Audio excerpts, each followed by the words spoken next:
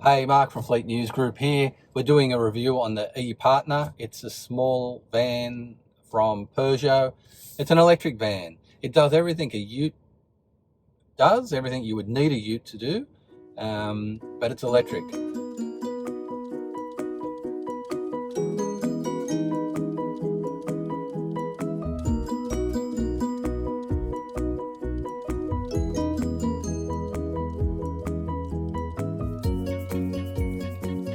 One of the first things I noticed about the ePartner, and it's not just the ePartner, I suppose it's all the vans in the Peugeot range, is the storage. The storage just here below the instrument cluster, the storage in the center, the storage down, sort of below the gear selector, the storage up high here.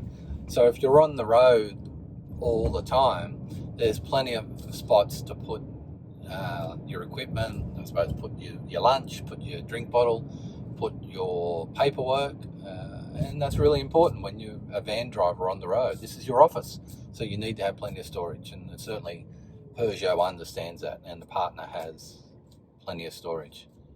The Peugeot ePartner comes in at under 60 grand as a manufacturer's list price. Now that's a great price for any electric vehicle. They may have compromised on a few of the features. There's a few things in this vehicle that aren't here that you would find in the ICE version of the partner. It's only a 2-seat as well, so that might change some of it, but some of the safety specifications are a little bit different. So it's just something to watch out for when you're looking at the electric version, that you go through the specifications list.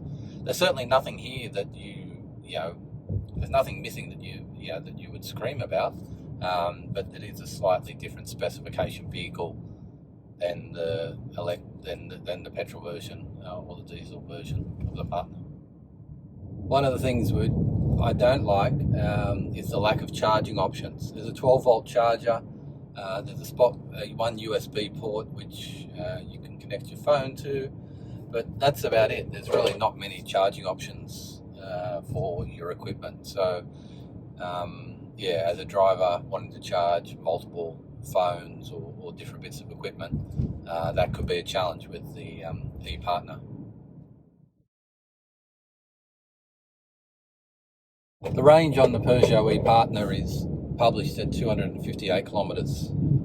It's a 50 kilowatt hour battery, and for a delivery driver operating in a metro area, that's more than enough to get you through a day. When you're doing a lot of stop-start, but also travelling around any of the major metropolitan areas, 200 kilometres would be a big day of driving. The range on a van is completely different to a passenger car. When you buy a passenger car, you're thinking about all the different things you might do in it, whether it's dropping the kids to school, taking it away on a family holiday, or just travelling for a day trip. You might be going a couple of 100 kilometres away for a day trip. So you really think about range, and you wonder how much do you need, and you try and go for the maximum range when you're buying a passenger car or an SUV for private use. And even when fleets are looking at passenger vehicles, they certainly do look at range, and to avoid anxiety with the drivers, you want as much range as you can afford, I guess, is probably the equation. So with a van, you don't have that kind of issue. It's a completely different equation. With a van, you're travelling the same kilometres every single day. You're doing a very familiar route every single day. So having a range of 200, 250 kilometres is probably enough for a van. You don't need a van to go 400 kilometres. If you do, you probably need a different type of van. And if you're travelling 400 kilometres with load, you probably need a truck. So an electric vehicle may not be the right fit for you and your business. The one thing I've noticed with this van is that there's no indicators when you've got blind spot monitoring. So you've really got to adjust that passenger side mirror out a bit so you can make sure you can get the blind spots. Quite often when I've been driving today, I've noticed vehicles, I couldn't see them in the mirrors when I had them turned in a bit more, but then they just appeared through the window there. And without any blind spot monitoring, it is a little concerning for someone who's not used to driving a van every day.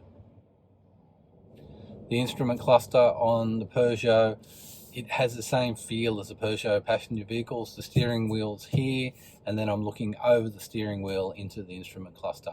It's actually quite a really cool setup. The steering wheel is a bit small for what you'd expect in a van, but with a few adjustments I found a very comfortable driving position. So it's certainly not an issue at all. You get used to it very quickly. There's a couple of different drive modes available in the Peugeot ePartner. You've got normal, you've got eco, and then you've got power. So you can select the mode that you're most comfortable with.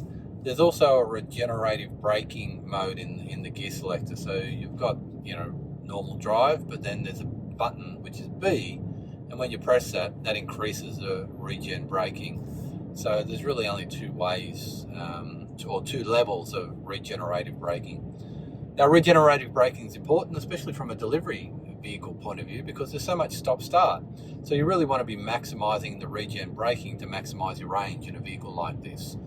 So whenever you're driving, whether it's a van or whether it's an electric passenger vehicle, we recommend certainly using the regen braking. And it gives you almost a single pedal driving experience as well, because when you take your foot off, the vehicle slows down. So when you're in traffic, you're not having to use the brakes, and it obviously improves the maintenance and servicing, reduces the costs of replacing brakes, but it also makes it a more pleasurable driving experience. You're not having to go 1 and 2, you're just kind of on the accelerator, off the accelerator, and it's actually a very comfortable way to drive. On the infotainment screen, you've got your radio, you've got your vehicle's information, and you've also got this little button that says charge, so it can give you your statistics on how many kilowatts per hour you're driving at. So I've been driving for maybe an hour now, and I've been averaging 16.9 kilowatts hours per 100 kilometers. So that's a pretty good range. I've got 250 kilos of load in the back, so it's not unloaded, and that certainly helps with the suspension and the ride of the vehicle. It's certainly very comfortable to drive, the ride quality, when you have this kind of load in the back. So yeah, for the size of the Peugeot ePartner with a long wheelbase and 250 kilos of load, then 16.5 kilowatt hours per 100 kilometers. That's a pretty good fuel economy. And with the 50 kilowatt battery, I'm going to be traveling more than 300 kilometers just based on those numbers. So quite fuel efficient, or energy efficient. Thanks for watching. I hope you've enjoyed the review of the Peugeot ePartner. We had a lot of fun driving it, and we think this is an amazing vehicle that will do a lot for fleets in their EV transitions. Don't forget to like and subscribe, and we'll see you on the next video.